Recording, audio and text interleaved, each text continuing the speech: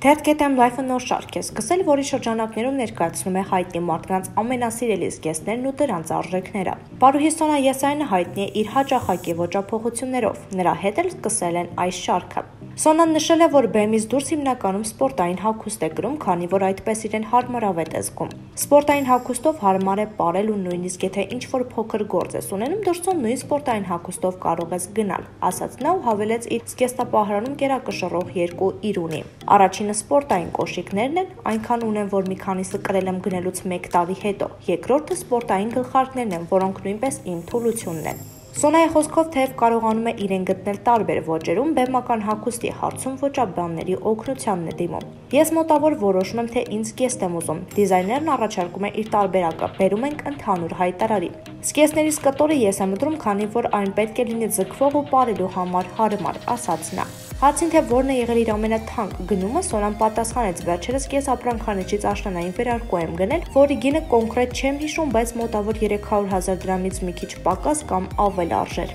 Հայտնի ապրանքանիչներից սիրում եմ, բայց օգտվում եմ նաև հասանելի խանութներից, պայմանավորված այն հանգամանքով, թե որտեղ եմ հագնելու տվյալ հագուստը։ Քանի որ պարային հագուստներս արագ են մաշվում, դասասենյակում նախընտրում եմ հագնել Nike, Puma, որոնք թանկ չեն։ Թանկ հագուստներ հագնում եմ պաշտոնական աշխատանքային հանդիպումների ժամանակ, որոնք ինձ մոտ բավականին շատ են։ Խոսելով իր ամենասիրելի կերպարների մասին, Սոնան վերհիշեց դրանցից մեկը։ Վերջերս ձեռք են բերել վրացական կամոդ բրենդային հագուստը, որի հագուստներից օգտվում է նաև Քայլի Ջեները։ Այն կրել եմ երգեր, թե կարող ես նախագծի շրջանակներում, որից հետո նույնիսկ հայտնի մարդկանց կողմից արձագանքներ եղան, թե որտեղից եմ ձեռք բերել այդ հագուստը։ Ջինսի դապատի մոտավոր արժեքը 100,000 դրամ էր, բլուզի արժեքը 80,000 դրամ։ Գնել եմ Հայաստանից բավականին զեղչով։ Այդ ապրանքանիշի հագուստները կարվում են ընդամենը 1 օրինակով։ Պարուհին նաև ասաց, որ իրեն հաճախ կարող են տեսնել մի վերնազգեստով, որը եւս վերջերս է ձեռք բերել, երբ Դուբայ էին մեկնել։ Երեկոյան, երբ եղանակը մի փոքր սառն է լինում, շատ հարմար է կրելու համար,